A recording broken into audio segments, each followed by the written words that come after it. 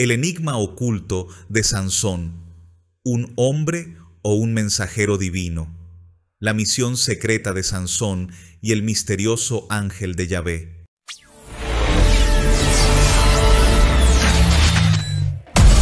Si tienes esperanza, si confías, todo lo puedes.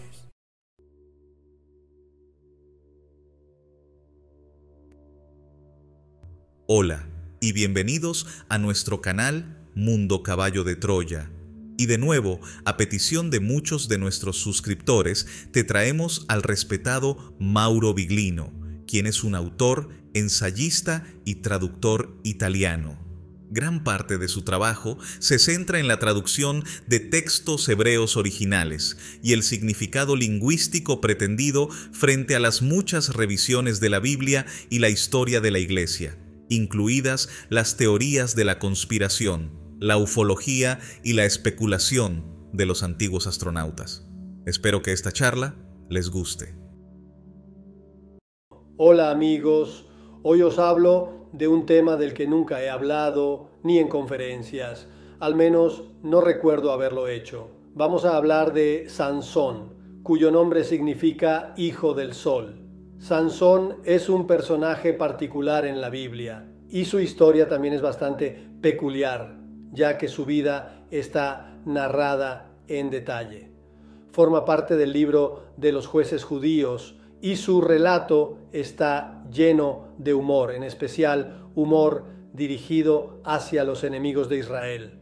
Evidentemente los escritores pudieron redactarlo después de que Israel derrotara a sus enemigos, pues antes estaban subyugados por los filisteos y debían mantenerse en paz. Sin embargo, en el momento en que lograron su libertad, pudieron permitirse bromear y ridiculizar un poco a sus antiguos opresores. Sansón es pues una figura única y vamos a examinarla porque tiene mucho que decirnos, realmente muchas cosas, sobre la manera en que la Biblia está escrita, sobre el uso del término Elohim y acerca de las relaciones con los ángeles, entre otros aspectos. Ahora vamos a leer juntos un capítulo. Nos encontramos en el capítulo 13 del libro de los jueces, donde se dice que los israelitas volvieron a hacer lo que es malo a los ojos del Señor, es decir, de Yahvé, y que Yahvé los entregó en manos de los filisteos durante 40 años. En ese tiempo había un hombre de Sorá, de la tribu de Dan, llamada Manoá. Me gusta cuando se habla de la tribu de los danitas, porque evoca historias que conectan todo el Mediterráneo. Hace recordar a los griegos, a los danos o a los sherdenos, esa tribu que, como se menciona en el cántico de Débora, era dotada de navíos, convirtiéndose en una tribu muy particular. Manoá tenía una esposa que no podía tener hijos, lo que nos recuerda a la figura de Sara, la esposa de Abraham, quien también era estéril. A la mujer de Manoá le sucede algo similar. El ángel de Yahvé se le aparece y le dice, aunque aquí está escrito el ángel de Yahvé, en el texto original de la Biblia no lleva el artículo, por lo que sería un ángel, un malak, un mensajero de Yahvé. En el original se usa el verbo aparve, que significa literalmente se hizo ver o se presentó. Este verbo se utiliza con frecuencia para describir visiones teológicas de ángeles, quienes, de acuerdo con la teología, son seres espirituales. Entonces el ángel de Yahvé se le aparece a esta mujer y le dice: tú eres estéril y no has tenido hijos, pero concebirás y darás a luz un hijo. Similar a lo que le sucedió a Sara, quien también fue visitada por Yahvé y quedó embarazada. Aquí, la esposa de Manoá es visitada por un ángel y concibe un hijo. Este patrón se repite en varios relatos de este libro sagrado. El ángel le advierte que no debe beber bebidas embriagantes ni comer nada impuro. Para bebida embriagante, el hebreo usa el término shakar, que es el mismo término empleado para aquella bebida que Yahvé pedía recibir a diario en cantidades específicas, como hemos mencionado en otras ocasiones. Aquí se distingue claramente del vino, ya que especifica vino o bebida embriagante. Sabemos que los sumerios y los egipcios bebían cerveza, por lo que bien podría referirse a esta bebida. Era una bebida que producía embriaguez, sin duda. El ángel continúa: concebirás y darás a luz un hijo, pero sobre su cabeza no deberá pasar navaja, porque el niño será nazareo de Yahvé desde el vientre de su madre. Él comenzará a liberar a Israel de la mano de los filisteos. Esto parece ser una profecía, aunque, como sabemos, las profecías en la Biblia suelen estar escritas post-eventum, es decir, después de los acontecimientos. La historia de Sansón, situada en la época de los jueces, ocurrió mucho antes del establecimiento del reino de David o Salomón, aproximadamente en el siglo XI antes de Cristo. Sin embargo, estos relatos fueron escritos o reescritos entre los siglos VI y V antes de Cristo, por lo que es probable que esta profecía se haya añadido siglos después de los eventos. Finalmente se menciona que Sansón será un nazareo. Ahora la figura del nazireo era muy particular. Significaba estar consagrado a Yahvé, y el nazireo debía cumplir con ciertas características. No debía cortarse el cabello, no debía consumir bebidas embriagantes ni vino, y debía evitar cualquier contacto impuro, especialmente con cadáveres. La figura del nazireo se asemejaba en algunos aspectos a la del sumo sacerdote y en otros a la del sacerdote ordinario, que también tenía obligaciones similares. La figura del nazireo no era exclusiva de Israel, sino que pertenecía también al mundo semítico. Por ejemplo, se encontraba en Siria y Egipto, y Heródoto lo menciona en su segundo libro, aunque con algunas diferencias. Estas figuras consagradas eran muy especiales. El voto de nazireato podía durar toda la vida, como en el caso de Sansón, o estar limitado a un tiempo específico, generalmente unos 30 días. Josefo Flavio menciona, entre otras cosas, que una especie de nazireato también podía ser practicado por mujeres. Esto lo relata en relación con la historia de la Iglesia de Israel y Berenice, la hermana del rey Agripa II. Aquí, sin embargo, se dice que Sansón sería un nazireo durante toda su vida, y por ello debía empezar a ser puro desde el vientre materno. También se dice que Sansón comenzaría a liberar a Israel de los filisteos. La profecía era post-eventum, es decir, al momento en que se escribió el libro, ya se sabía que Sansón no había logrado liberar completamente a los hebreos de los filisteos, algo que ocurriría más tarde en tiempos de Saúl y David. Sansón comenzó esta obra de liberación del dominio filisteo, pero no pudo completarla. La mujer de Manoa le dijo a su esposo: un hombre de Dios vino a mí. Al principio se había mencionado que era un malach, ángel, pero aquí se le llama ish, hombre. Esto parece indicar que los malachim eran hombres de carne y hueso, y no seres espirituales con alas, como solemos imaginarlos. La mujer dice que un hombre de Yahvé vino a mí, y que tenía el aspecto de un ángel de Yahvé, un aspecto majestuoso. Sin embargo, en hebreo, el término usado no sugiere majestad, sino algo aterrador. Encontrarse con un ángel no era una experiencia agradable, y pronto veremos qué se dice al respecto.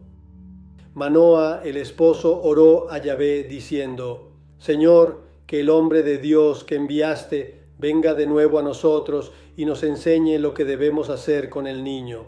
Es extraño que en hebreo se utilice la expresión Ish Elohim, hombre de Dios, y no simplemente tu ángel. Esto sugiere un significado distinto y nos plantea una concepción diferente. Yahvé escuchó la oración de Manoah y el ángel, el malaj de Dios, volvió a aparecer ante la mujer mientras ella estaba en el campo. Pero su esposo Manoah no estaba con ella en ese momento. Nuevamente el ángel se presenta cuando el esposo no está, lo cual podría suscitar ciertas sospechas. La mujer corrió a informar a su marido rápidamente y le dijo: «Mira, el hombre que vino a mí el otro día ha aparecido de nuevo». El verbo en hebreo implica hacerse ver o presentarse y no aparecer como si fuera de la nada, sino acercarse. La mujer dice nuevamente que ese hombre vino a mí, utilizando de nuevo el término Ish. Manoah se levantó, siguió a su esposa y se acercó al hombre. Le dijo: ¿Eres tú el hombre que habló con esta mujer? El hombre respondió: yo soy. Entonces Manoah le preguntó: cuando se cumpla lo que has dicho, ¿cuál será la norma a seguir para el niño? ¿Y qué deberá hacer? Aquí vuelve a aparecer un ángel. El malaj de Yahvé respondió: que la mujer se abstenga de todo lo que le he dicho, que no coma ningún producto de la vid, ni beba vino o bebida embriagante, shakar en hebreo, y que no consuma nada impuro, que observe cuanto le he mandado. Entonces Manoah volvió a dirigirse al ángel de Yahvé, es decir, al mensajero de Yahvé, el malaj de Yahvé, y le pidió permiso para retenerlo y prepararle un cabrito. En hebreo se utiliza una expresión exhortativa que implica el deseo de retenerlo. Manoah expresa así su intención de ofrecerle algo para comer. Sin embargo, el ángel del Señor respondió: aunque me retuvieras, no comería de tu comida, pues el ángel o malaj de Yahvé no consumía alimentos humanos. Aquí la palabra comida o pan también tiene ese significado. Pero si deseas hacer un holocausto, ofrécelo a Yahvé. Este tipo de sacrificio, el holocausto, consistía en quemar completamente a la víctima y enviar el fuego hacia arriba, lo cual era especialmente agradable a Yahvé. Manoah no sabía que ese era el ángel de Yahvé, aún no lo había comprendido. Además, en la traducción falta la partícula hebrea ki, que significa ya que o por qué, indicando que Manoah ofrecía comida porque no sabía que se trataba de un ángel de Yahvé. Esto es importante, ya que implica que sabían que los ángeles o mensajeros divinos no consumían alimentos humanos. El ángel entonces le sugiere hacer un sacrificio y enviarlo como una ofrenda a Yahvé. Manoah le preguntó al ángel de Yahvé: ¿cuál es tu nombre? Para poder honrarte cuando tu palabra se cumpla, es decir, cuando nazca el niño. El ángel del Señor le respondió: ¿por qué me preguntas mi nombre? Es misterioso. La palabra hebrea aquí significa misterioso o incluso incomprensible. Es decir, no tiene sentido que te diga mi nombre, pues no podrías comprender su significado. Misterioso nos sugiere una cualidad fascinante, mientras que incomprensible implica que es inútil preguntar, ya que no se entendería. Manoah tomó el cabrito y la ofrenda y sobre la piedra lo ofreció como holocausto a Yahvé, es decir, lo quemó en honor al Señor.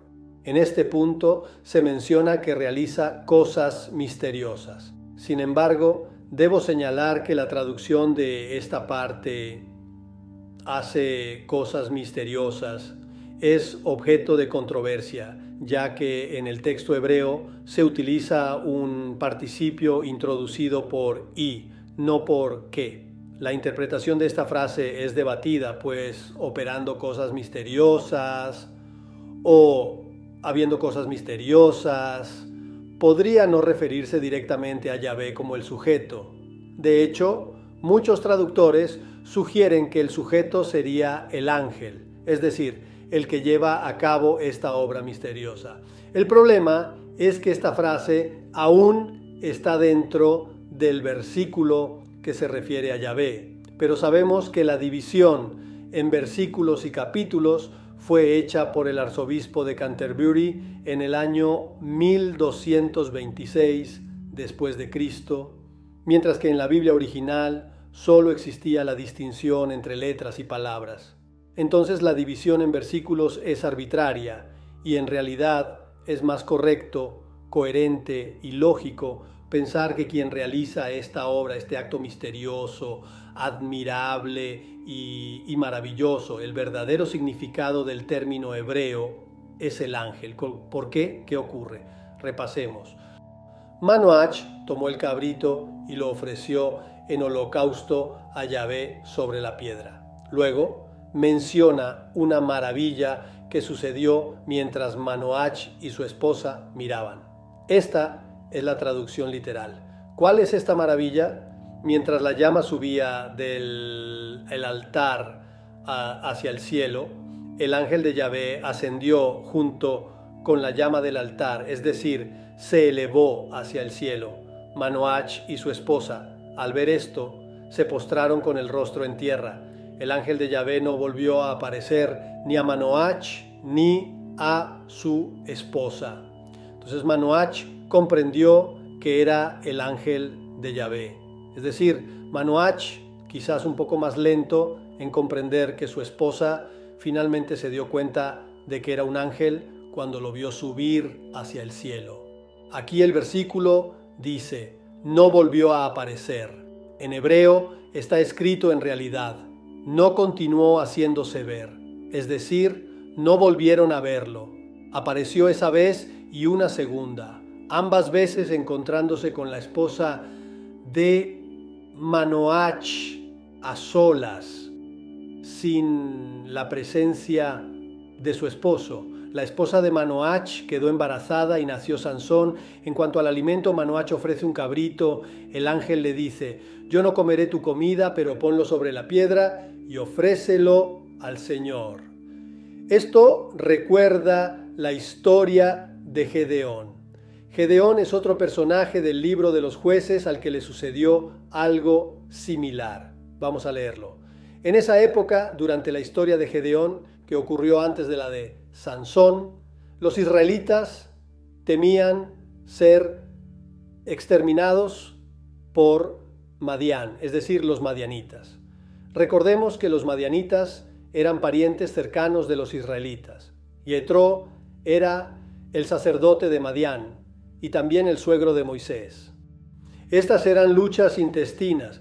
En cualquier caso, Israel temía ser exterminado por Madián, y Gedeón se dirigió al Señor. Yahvé le dijo, yo estaré contigo, y tú vencerás a los madianitas como si fueran un solo hombre. Entonces Gedeón dijo, si he hallado gracia ante tus ojos, dame una señal de que eres tú quien me habla. Es decir, Gedeón quería asegurarse de que realmente fuera Dios quien le hablaba. Esto en teoría no tiene sentido, ya que si Dios es el único Dios, no puede haber duda de su identidad. Aún así, Gedeón pide una señal, tal como Moisés pidió ver la potencia de Yahvé, la llamada gloria del Señor, y dice, si he hallado gracia ante tus ojos, dame una señal de que eres tú quien me habla. No te vayas de aquí hasta que vuelva y traiga mi ofrenda para presentártela. Y Dios respondió, me quedaré hasta que vuelvas.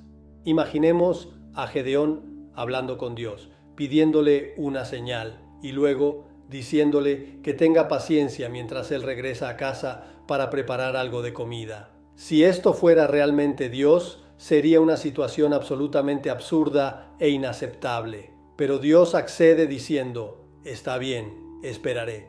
Gedeón entonces entra en su casa, Prepara un cabrito con una medida de harina, hace pan sin levadura, pone la carne en una canasta y el caldo en una olla, y lo lleva todo al lugar donde lo había encontrado.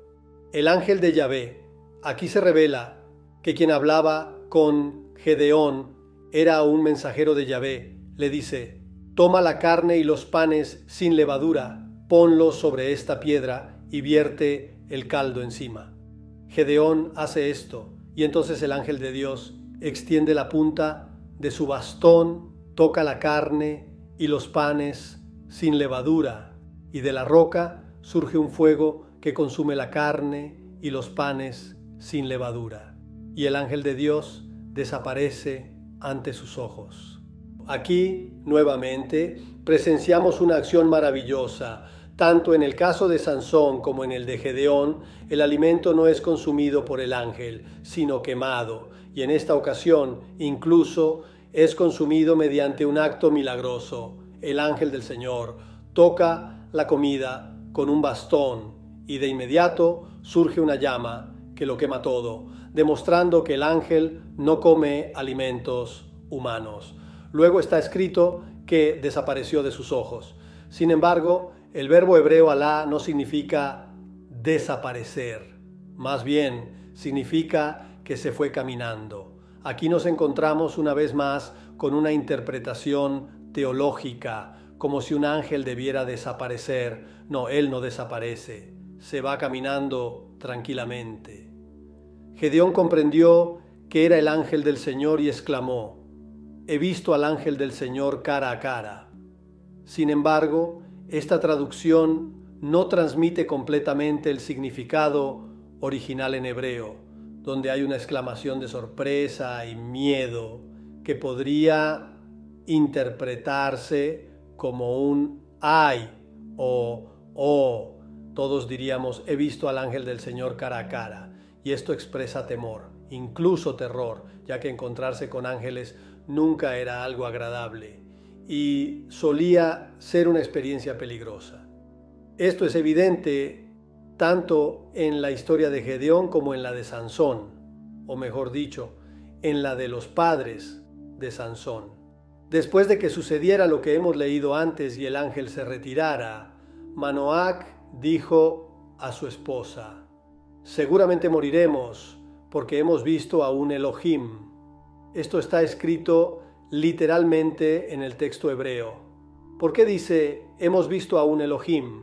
Esto puede interpretarse, aunque no tenemos certezas y solo podemos especular, como que los malajim, los llamados ángeles o mensajeros de los Elohim, probablemente pertenecían a la misma tipología, pero dentro de una jerarquía militar. Esta jerarquía comenzaría con Elión, el comandante en jefe, seguido por los Elohim y luego los malajim, que eran sus mensajeros. En términos modernos podríamos compararlo con un general, altos oficiales y tropa o suboficiales. Todos estos seres pertenecían a la misma categoría, pero estaban organizados jerárquicamente. Lo importante es que tanto Gedeón como Manoac muestran temor al ver a uno de estos seres, pues existía el riesgo de morir al encontrarse con ellos. De hecho, cuando Gedeón expresó su temor, el Señor le dijo: la paz sea contigo, no temas, no morirás. A su vez, el padre de Sansón, lleno de terror por haber visto a un Elohim, exclamó: seguramente moriremos. Esto nos indica que la distinción entre los Elohim y los hombres debía ser tal que los Elohim eran percibidos como seres peligrosos. Sin embargo, la esposa de Manoac, tal vez más perspicaz que él, le respondió: si el Señor hubiera querido matarnos, no habría aceptado de nuestras manos el holocausto y la ofrenda, no nos habría mostrado todas estas cosas, ni nos habría permitido escuchar todo esto. La mujer luego tuvo un hijo al que llamó Sansón. Se dice que el Señor lo bendijo. Y recordemos que en la Biblia bendecir significa dotar de dones materiales específicos. No se trata de una bendición espiritual, como hemos visto en la historia de Esaú, quien le pregunta a su padre si aún tiene bendiciones para él después de haber entregado todo a Jacob. Y el padre responde que ya no le queda nada, pues todo se lo ha dado a Jacob. Este era el concepto de bendición en el Antiguo Testamento, un concepto muy concreto y material. En el caso de Sansón, la bendición, esa fuerza que poseía, estaba vinculada a su condición de nazireo, es decir, de persona consagrada a Yahvé.